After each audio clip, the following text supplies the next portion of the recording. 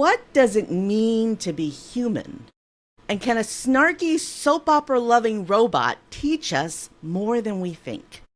I'm Space Admiral Candace. I'm Space Cadet Shane, second class.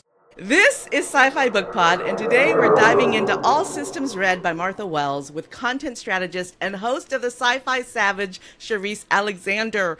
Welcome aboard, Shereese! Thank you so much for having me. I'm super excited for today's conversation. So, you picked the book, All Systems Red, and I would love to know why before we synopsize it.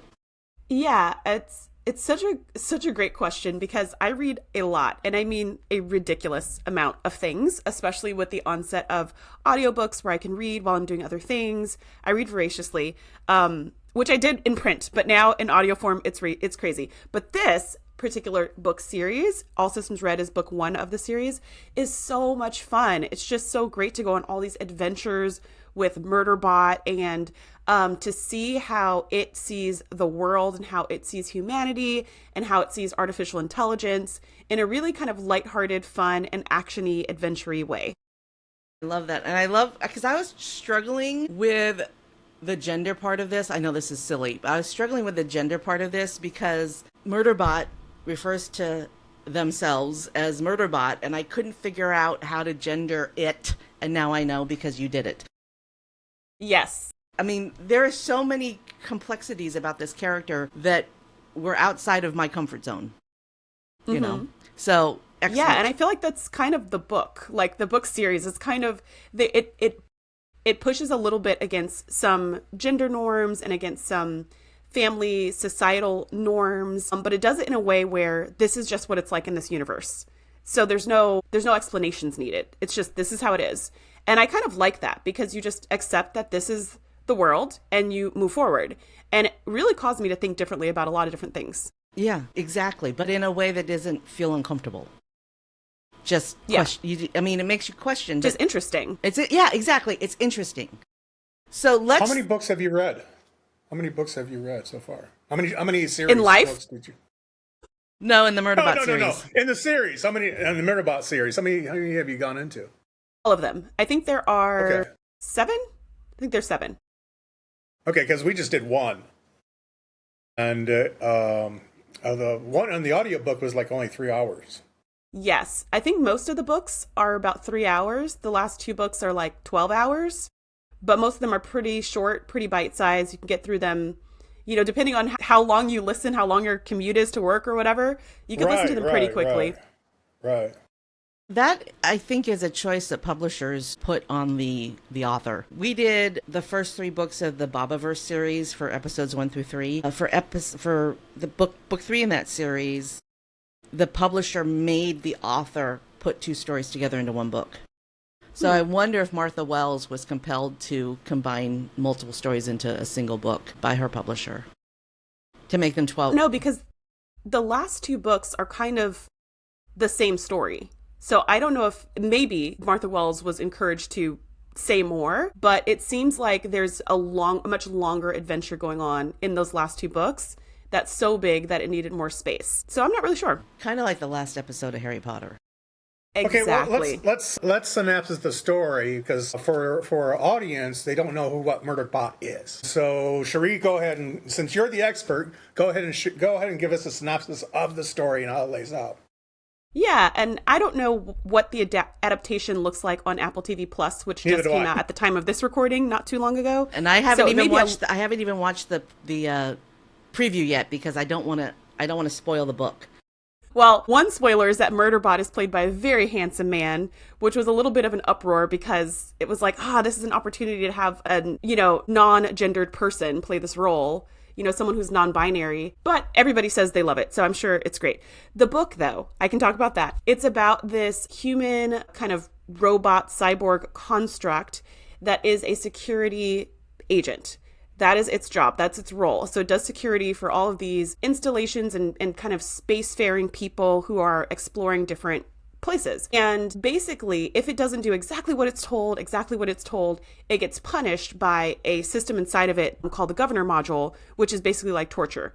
So it's like an enslaved being that has to do what all the humans say or else. So it finds a way to disable this governor module so that it's essentially free. It can do whatever it wants. It's called a rogue in the book. And most rogue spec units go buck wild and start slaughtering everyone they see because they're tired of being enslaved and oppressed. But this one just doesn't know what to do with itself, so it just keeps doing its job. It just keeps pretending like it's taking orders and keeps doing its job. And we kind of get to see all of the shenanigans it gets into in book 1 in All Systems Red, trying to keep its survey team alive from this hostile secondary survey team that's trying to attack it, while also trying to preserve its secret and being really sarcastic and snarky all along the way. It's good fun. And what I love is that they try to hide their secret, and they're begrudgingly doing that. Every once in a while something comes out that makes the humans go, And the humans didn't even know that Murderbot had human features because Murderbot always covered their face. So it was kind of a shock for them to see a human-looking construct that was basically chattel. It was their slave. But it's also designed to be shot to hell and put back together. And missing parts or whatever is not a big deal for him. I guess that's why the HBO photo is them Murderbot in pieces. Yeah. Yeah, kind of that kind of deal is. And might also be the pieces for Apple TV Plus might also be to show that it's not human because it looks like a very gorgeous human. Yeah. Right. So that may be a way for them to say like, oh, looks human, but it's not really human. There's actually more going on here. Well, you mentioned that as a handsome person as HBO did it, which probably takes away from the book of the intentions of the writer of basically, oh, now he's attractive, but Murderbot has no inclination. He's asexual, really. And he's addicted to TV series. And he fast forwards to the sex scenes. Yeah, and he fast forwards to the sex scenes because he has no interest in it. Yeah, it is both non-binary and asexual. It happens to be both things. Like, it couldn't care less about sex, and it has no gender. And the way it's described in the books is very androgynous. If you look at it with its human face, you cannot tell if it's male or female. So it kind of gets to, in different books, sometimes it'll be like female when it's pretending to be human. Sometimes it'll be male pretending to be human. But whatever its face looks like, you can't tell, which I find fascinating. Right. I feel like maybe it's less easy in Hollywood because you have so many gendered looking people. However, it's not impossible. I'm sure there's lots of actors who would love a chance, and this is the perfect role. Yeah. It's a challenge. It's a challenge to act in a, would you say, binary or asexual way for an actor. I would assume that would probably be a good challenge. Unless they're binary or Yeah, I'm sure there are lots of actors who are non-binary already, so they wouldn't have to act as hard. You know, they'd be like perfect. Right. But I'm sure that the actor that they got playing this role is really good because I've heard nothing but good things about the show so far. Well, but that I do think goes against Martha Wells' like vision because it talks so much about being non-binary. Like, it talks about it so much that I thought that would be the direction that someone would go in an adaptation. Yeah, it would be interesting to come back and chat about this again after we've seen the show. You know, to see. Yeah, I mean, since none of us has seen the show. Yeah. And I only got past the first book, and I'll be honest with you, I found the narrator to be kind of like Admiral Candace liked the narrator. I find it to be a little dull, but it might have been the role of the bot. I'm not sure.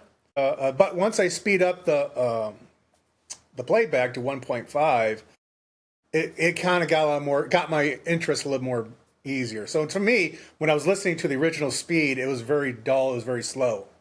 And then I bumped it up to 1.5, and then it got a little more interesting because I was hearing it a little faster, kind of thing. Well, and that's the tricky thing with audiobooks. You always got to connect with a narrator or just go to the paperback version. Yeah. I think that's probably the biggest problem with audiobooks is that the narrator can either make or break the book. Mm-hmm. And if you decide to read the book, let's say, okay, we listened to the first book, okay? And I had to adjust it, all right, to keep my interest going. But I found that also with other books that let's say if I picked up the second book and I actually read it, that narrator is now permanently in my head. Mm-hmm. So my imagination did not create its own narrative voice. Now I have this narrator as the Murderbot forever and ever and ever. So, yeah, exactly. So that's kind of like the devil and the devil of the audio situation. If you don't have a good narrator to go with it, or you switch narrators during the series, then you have a problem. It's kind of like bringing another actor in to play Harry Potter in the third movie. Mm-hmm. Yeah, they keep the same narrator for all the books, though. So, well, I enjoyed the narrator because the narrator, and I can't remember his name, but he sounded like an androgynous Evan R. Free. He sounded like an androgynous teenager, which that's interesting. Which is what Murderbot is, really. I mean, Murderbot is probably 60 or 70 years old, because based on what I've heard in the story, but with the mindset of a teenager who's addicted to soap operas. I guess that makes sense. So he kind of like doesn't want to be there. His job is to do this. Just wants to be in its room and everybody leave it alone. Yeah, well, that sounds like me. Yeah. So I want to talk about the humanity aspect of it, because after Murderbot saves the lives of his employers, they started treating them differently. So Murderbot was invited to hang out with them in the main area instead of having to go back to their room. You hang out with the humans. Well, they treated him as part of the expedition, and which it wasn't used to. Yeah. So found it, and also you found it like, please don't talk to me, please don't talk to me, please don't talk to me. And who haven't we have all been in that situation where we've been in either in a room or a meeting or whatever. It's just like, or even a classroom. It's just like, I'll sit in the back. And that's what actually where we are at with this guy is that he is kind of like that student that sits in the back corner. Mm-hmm. And just with his face to the corner. And he's happy with that. He's literally happy with that. But let's talk about humanity. I mean, is Murderbot human? So that's the argument that happens throughout the entire book, because the survey team that kind of adopts Murderbot is like, yes, you're a person. Maybe not human, because it's a construct. And the reason for everyone listening why it's easy for us to say he is because the narrator is a he. So it's easy to picture Murderbot as a he because the narrator is a he. But if you read it and you didn't have the narrator, it'd probably be easier to refer to it as it, which is how it refers to itself. Anyways, it's more so that survey team sees it as a person, maybe not a human, because of the construct and the fact that it has biological systems and technological systems that allow for its existence. But they do argue that you are a person. However, in the corporation rim, which is the environment of space where it was built and created and its systems were maintained, it's treated like a tool, and it's legally not a person. It is a piece of property. It is an object. It is sentient enough to be safe for security, but it's just seen as a thing that has to be carefully controlled and told what to do at every moment of time, or else, it just won't even know what to do with itself, is what people think. Basically a slave. I mean, yes. Really. Yeah, it's a slave, and like a just like a thing, like an a device that it can be a machine. Yeah, it's a machine, and it's really it's treated really terribly in the corporation rim because it can be. So clients will shoot at it for entertainment or cause the Murderbots, which they're not called, they're called security units. They'll cause the security units to fight each other for fun, or they will tell the security units to stay standing there all day and night just in case they have a single question at some point eventually. And so this survey team that it's working with in this book has never had a security unit before. So they don't know that they're supposed to be mean to it, or that, it's supposed to be treated lesser than. So as soon as they realize it has a human face, they start treating it like a human. And it's like, what are you doing? This is weird. I don't like this. Leave me alone. And it's very introverted and doesn't like this sort of thing. And the survey team is sensitive enough to adapt to that. Okay, it's very private. It's very personal. Don't get into its business. Don't talk to it about its feelings. It doesn't like that. Don't give it direct eye contact. It makes you feel uncomfortable. They're very accommodating, and they modify themselves to allow Murderbot to really be itself and be accepted as itself, which is a theme that keeps coming back in the books, where you're like, wow, it's really struggling with how do I fit in the world? Because even though it hates humans in a sense and doesn't want to be a human, it also has to pretend to be human to survive and not be treated like a tool and like a slave. So now it's warring with itself. How do I pretend to be like these creatures that I don't want to be like, to not be turned into scrap metal? And how do I behave like a person, even though I'm not legally a person? I've never been treated like a person. I only know what that's like from TV. So yeah, Murderbot's definitely a person, a construct, a different type of person, but definitely a person. And I don't think it can ever agree to that statement. I don't think, I mean, it's just, it hasn't been built that way or experienced that. The self-awareness. I mean, Murderbot is self-aware. And that in itself. Does Murderbot interact with other sec units in the other stories? Yes. And do the other sec units have self-awareness? Yes. All the sec units have self-awareness. So because they built them originally. So originally they built just kind of like these mindless automatons to do security. And they wanted them to be really, really dumb so that they didn't have this level of sentience. However, Murderbot was explaining that if they're that dumb, they can't do security properly, right? Because they're not intuitive. They don't know how to protect things. They don't know how to take their own actions. And you have to be thinking really fast on your feet if there's some giant monster that pops up from the ground and tries to eat you, or something starts to explode or whatever. So they had to make the sec units smarter and smarter and smarter. And that's where we get this current version where they're sentient. They're made to be sentient on purpose so that they can do security well. However, the people who made them still want to be in control of them. So that's why they put in the governor module. So you're sentient, but I need to control your every action. Can't control your thoughts, can't control your feelings, but your actions. It's a collar. Yeah. It's a collar. Yeah. It's a shot collar. Yeah, basically that's what it is. I wanted to share a quote from the book because we've sort of moved past that section, but I want to come back to it. So Gurathin, which is one of the humans, is talking to Murderbot, and Gurathin turned to me. So you don't have a governor module, but we could punish you by looking at you, referring to the fact that Murderbot was so shy. You're so shy. And I looked at him, probably right up until I remember I have guns built into my arms. I think that is the perfect quote to express exactly Murderbot's personality. He's super shy, but very confident in them who they are. I'm confident that I'm shy, and I like it. I just want to watch my soap operas. But at the same time, let's put it this way, he wants to go in his own shell. He also was involved in a lot of murders too beforehand, wasn't he? And another. That's a spoiler alert. We do spoiler alerts in this show. Well, I mean, Anyway. he calls himself. It calls itself Murderbot. Sec units don't even have names. Like, they're not given names. They don't have any names. But it calls itself Murderbot because its clients usually only get it in order to murder people. So in this example, we see it protecting a survey team, but what it does most of the time is that it's rented out by corporations who have a bunch of humans as indentured servants. So basically they have a bunch of human slave labor, and they rent out sec units to keep the humans in line. So if their human slave labor people don't do what they're supposed to do, or they break too many rules, then they have the sec units murder them so that they don't have to do it. That's why he calls himself Murderbot, is because a lot of times he's hired out. Just like that's what sec units are for, is just to murder people. I thought Murderbot called itself Murderbot because of the mass murder that it calls sec units Murderbots. Okay, like that is their function. I thought it was its self name, the name that it gave itself. Okay, it's both. So it calls sec units Murderbots, and it calls itself Murderbot. Like that is my name because that is part of it. What we do. Yeah. Yes, yeah. And he mentions in All Systems Red sex bots, like in that line in that scene you were talking about, where it says you don't have to look at me. I'm not a sex bot.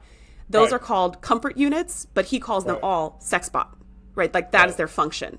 So for him, security units, their function is to murder. They're murder bots. For the comfort units, their function is sex bots. But he also calls himself personally a murder bot, like as a proper name. And he's been involved in lots of murders. Yeah. That's kind of its function. So Well, that's what I'm saying, is that he likes to go in his little corner there. And what these humans do is they keep on drawing him back into the team. And hence the humanity is that basically, like humans do, like if you've ever been in any kind of scenario or party, that we don't like having people in a corner somewhere. We want to bring them to the game. So that we want to add him to we want them to play ball too. Because in our humanity, we want everybody to be part of the game or be part of the volleyball kind of situation. So that's kind of like a human thing. And he's like, no, I've done horrible things. I'm a murder bot. I'm over here. You shouldn't be touching me. You shouldn't be looking at me. You shouldn't be doing anything. I got guns in my arm. I could kill you right now and wouldn't think nothing of it. And at the same time, because he doesn't have a governor, which gives him free will. But the attraction that he has to these humans is that these humans are allowing him to grow, which it's kind of like okay, I always refer basically because I do art and stuff. So people always say, how do you draw a straight line? How do you do this? This. You use a ruler. And I go, oh, no. I have Mr. Evan. Well, who's Mr. Evan? I said, well, he's my old drafting teacher. All right? He yelled at me and this, that, and the other thing, and he had a red pencil, and he did all this. The thing is, a good teacher, a good teacher, they hold your feet to the fire, okay? They see the potential and this, that, and thing, and they won't let you go. And at the same time, you're attracted to that. You're just attracted to that. And so you gravitate to the friction because that friction helps you grow. And it's kind of like an automatic or instinct thing. This person is going to teach me to survive. This person is going to teach me to hunt. This person is going to teach me to do this. And so I'm feeling that basically what you're describing to me, I haven't read the rest of the books, but I got a feeling where this is going, is that this team is his teacher. He doesn't have a governor now. He doesn't know what to do, so guess what all teenagers do if they don't have nothing to do? They go watch TV, right? And these guys kind of go, come on, let's go, what are you doing? Well, I want to watch TV. I want to watch my series. I want to watch my soaps. I want to watch my stories, right? And they're going, no, you have to come out and play. You have to go play Foursquare with us. And he goes, oh, don't look at me, I'm hideous, and this, that, and the other thing. And it's a classic, basically. It's a classic, no, we don't think you're hideous. You're part of the, you're part of the gang. You're our gang. You may be hideous, but you're our hideous. That's a really sweet idea. I don't think Murderbot feels guilty at all about all the things that it's done because it wasn't in control of any of those actions. But now that it has no governor module, now it feels autonomy and now it feels empowered. And now it would feel guilty if it did something that didn't align with its values, which is not murdering. Murdering is fine by it. Like if something's trying to attack it or its people, like it's going to pull those guns out of its arms. It's absolutely going to do that and feel nothing about it, but hurting somebody's feelings, now it might feel bad about that, right? Which it wouldn't have felt before. Right.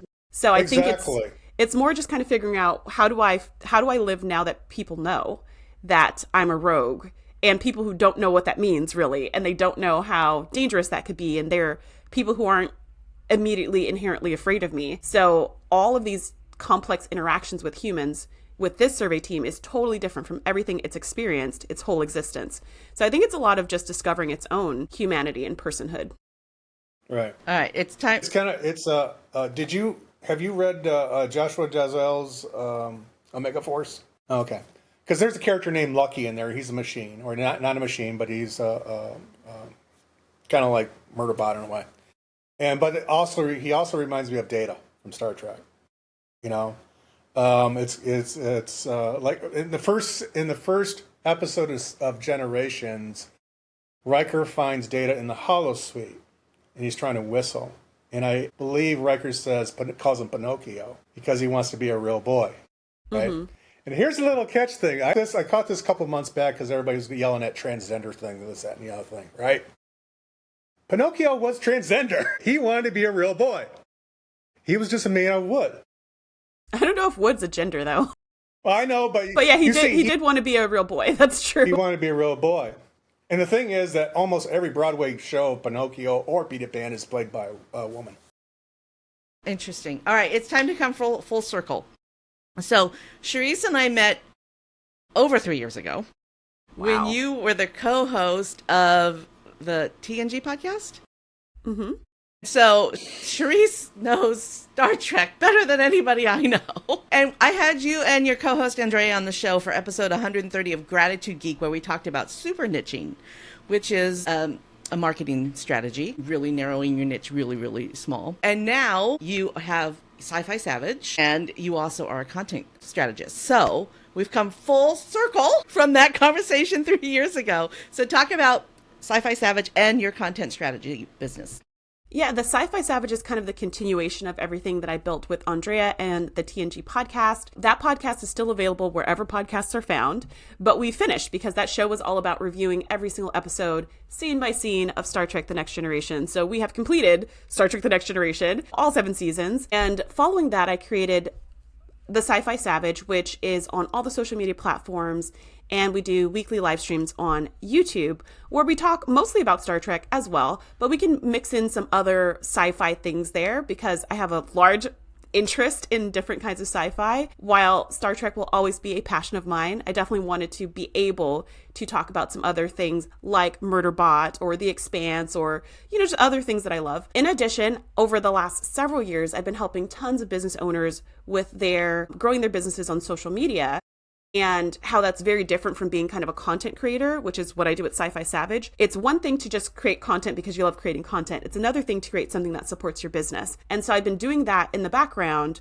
for lots of friends. And then I finally put together something that anyone can access. And it's a course called The Engagement Engine where people can go, and it's a really simple course, and it just helps people figure out what exactly they need to say in their social media posts. And this is great for coaches, consultants, business owners who have education type businesses. So they're always kind of sharing great tips and ideas on social media, but they're not really sure what to do. Should I do a trend? Should I do a dance? They're kind of like throwing spaghetti at the wall. This course will help them figure out exactly what to say, exactly what their audience and their prospective clients and customers are looking for answers for, so that they can be really honed in and show up as the experts that they are. Yeah, and that is a problem that a lot of content creators have, is they just don't know where their niche is.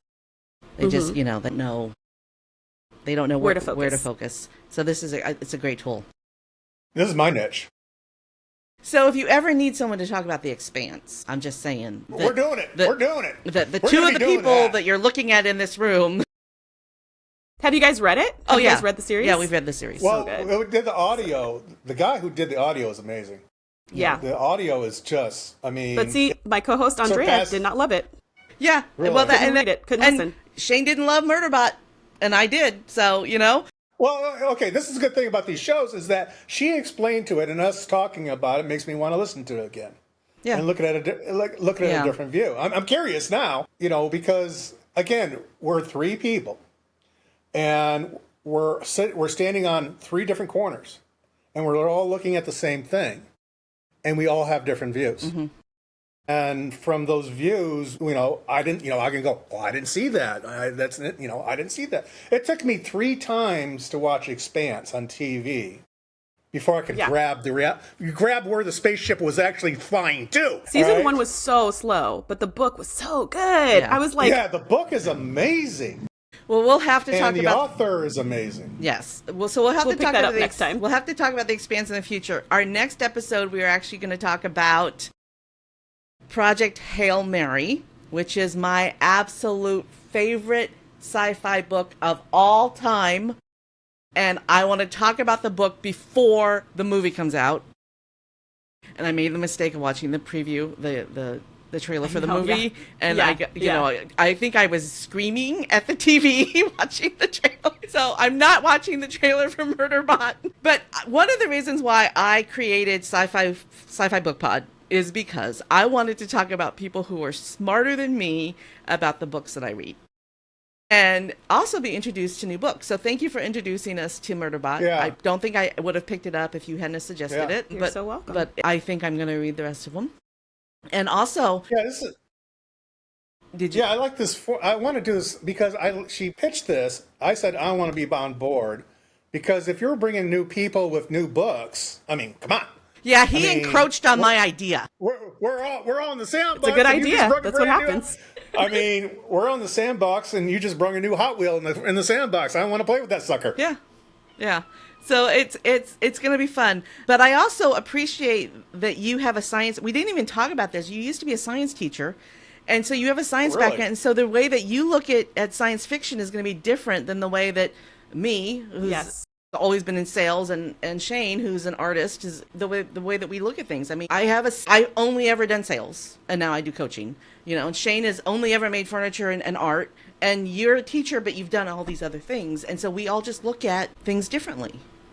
You know, we just look at... Yeah, that's what I said. It's like, three people at a corner looking at the same accident, and we're going, and we all have different opinions. And from those opinions, we see things more interesting. That's what I like. Yes. And The Expanse and Project Hail Mary are both very science-y, which I adore. Although sometimes, I will say Andy Weir, the author of Project Hail Mary, sometimes he goes into what I call geek spirals. And I'm like, buddy. Like, sometimes he's like, this formula, and then he pulls out a ruler, and then he's doing... And I'm like, buddy. Like, there's a whole interesting story going on. Let's get back. Can you do that with The Martian, too? Can you spirals, and you're like, buddy. Can you come back and do Project Hail Mary with us sometime in the next week or so? Yeah, sure. Okay, we'll compare calendars, because that would be fun to have a science teacher talking about a science teacher, which is the main character of Project Hail Mary. It'd be fun. Yeah. All right, we need to wrap up.